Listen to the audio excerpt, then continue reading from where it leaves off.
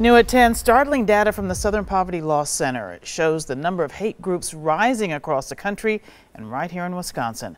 Rebecca Clough is here with a breakdown. Rebecca. Yeah, Carol, in the last year, active hate groups have been on the rise across the country. There were 950 in 2017. That grew to more than 1,000 last year.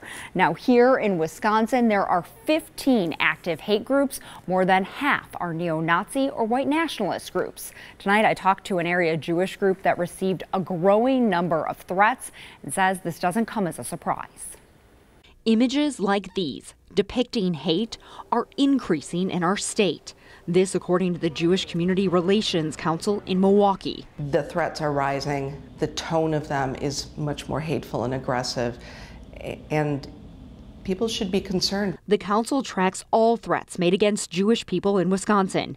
Next week, they will release their latest report. They tell us threats against the Jewish community are up 25%. We saw a huge rise was in direct threats and harassment of individuals for their Jewish identity.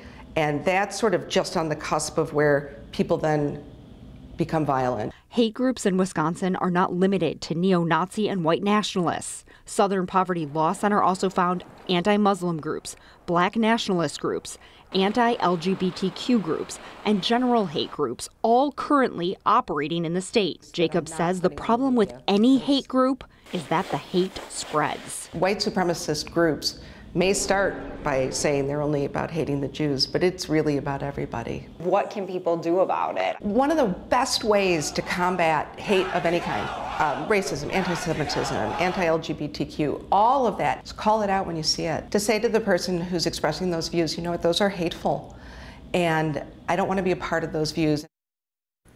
Now, the Jewish Community Relations Council will release its full study on anti-Semitic incidents in Wisconsin next week. We also have a link to the Southern Poverty Law Center's study on our website, tmj4.com. Carol?